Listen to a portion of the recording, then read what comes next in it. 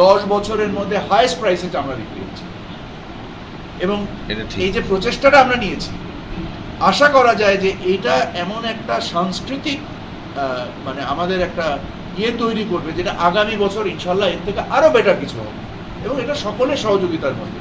এতিম মাদ্রাসার বাচ্চারা যারা এর হকদার, এরা এর বিনিময়ে লাভবান হবে। আমরা যে দেখেছি, আমি এক মাদ্রাসায় যে শুনেছি যে কাজ করতে চায় না মাদ্রাসার ছেলেরা, এখন সরকার সক্ষমতা তৈরি করেছে, কেউ যদি অংশগ্রহণ না করে তার দায়িত্ব সরকার নিতে পারবে না। আমাদেরকে সকলকে সামগ্রিকভাবে অংশগ্রহণের মাধ্যমে আমাদের অর্থনৈতিক উন্নয়ন, আমাদের এতিমের হকের আদায় এবং আমাদের রাষ্ট্রীয় যে অর্জনের যে জায়গাটা, সেই জায়গাটাকে আমাদের সামগ্রিকভাবে চিন্তা করতে হবে। গত 10 বছরের মধ্যে হাইয়েস্ট প্রাইসে চামড়া ট্রানজাকশন হচ্ছে। মাননীয় উপদেষ্টা, আমরা দেখলাম যে চামড়া পচেছে, তাহলে কি চাহিদা সৃষ্টির কারণে এই চামড়া কৌশলে পচানো হলো? আপনি শুধু চামড়া পচেছে এটা দেখেছেন কেন? 1 কোটি পশু বিক্রি হয়েছে, ওখানে বেশ কিছু পশু তো মারাও গিয়েছে। আপনারা এটা রিপোর্টে কেন বলেননি? ছাগলের চামড়ার ক্ষেত্রে সরকারি মূল্য, নির্দিষ্টকৃত মূল্যটা মানা হচ্ছে না, এটা আমরা নিজেরাও লক্ষ্য করেছি। বাট আমরা সেই অনুযায়ী এটাকে কারেক্টিভ অ্যাকশনস নেওয়ার চেষ্টা করব এই বছরের শিক্ষা থেকে সামনের বছর যেন এটা হয়। তবে গরুর চামড়ার ক্ষেত্রে এই ব্যত্যয়টা হচ্ছে না।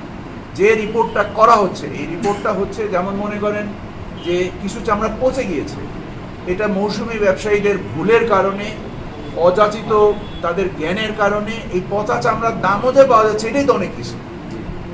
যারা সরকার যে সক্ষমতা তৈরি করেছে লবণ দিয়ে, সরকার এক্ষেত্রে তথ্যচিত্র তৈরি করেছে, সরকার পোস্টার বিলি করেছে, সরকার মসজিদে মসজিদে খুতবাতে এটার ব্যাপারে বয়ান করে ব্যবস্থা করেছে ইসলামী ফাউন্ডেশনের বিনিময়ে, এবং সরকার এর চাহিদা তৈরি করার ক্ষেত্রে রপ্তানির উপরে কাঁচা চামড়া সহ ওয়েটব্লু চামড়ার নিষেধাজ্ঞা প্রত্যাহার করেছে। সো চাহিদা এবং যোগান এবং যে পরিমাণ চামড়া লবণ দিয়ে সংরক্ষিত হয়েছে আজ পর্যন্ত, এই সংরক্ষণের ফলে সরবরাহ পর্যায়ে ঘাটতি ঘটেছে। চামড়ার সময় আসলেই 700 টাকার লবণ 1000 টাকা হয়ে যায়, এইটাকে কেন আপনারা রোধ করতে পারলেন? দেখেন, আমাদের দেশে এবছর লবণের ফলন অনেক বেশি হয়েছে। সরকার যে 7.5 লক্ষ মণ লবণ কিনেছে, এর ফলে লবণ চাষিদেরও তাদের একটা উপায় হয়েছে যে 1000 টাকায় লবণ বিক্রি হয়েছে, এটাতেও চাষি বাঁচবে না। আপনাকে তো সরকার হিসেবে যখন আপনাকে চিন্তা করতে হয়, তখন সামগ্রিকভাবে সকলের বিষয় চিন্তা করতে হয়। লবণ চাষিকেও তো নিয়ে আমাকে চিন্তা করতে হয়।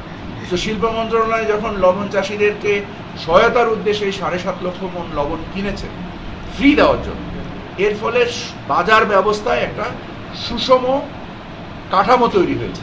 সো এইটাকে যদি আপনারা আবার ক্ষুদ্র অংশে দেখেন, তাহলে আপনারা ফুল পিকচারটা দেখতে পাবেন না। আমি আপনাদেরকে অনুরোধ করব, আপনারা যখন কোনো কিছু মিডিয়াতে উপস্থাপন করেন, সামগ্রিকতার বিবেচনায় উপস্থাপন করেন। তো আপনারা কি নিম্নমানের লবণ দিয়েছেন কিনা, বা যাদেরকে দিয়েছিলেন তারা প্রপারলি ইউজ করলো না, কি ব্যবস্থা নেবেন?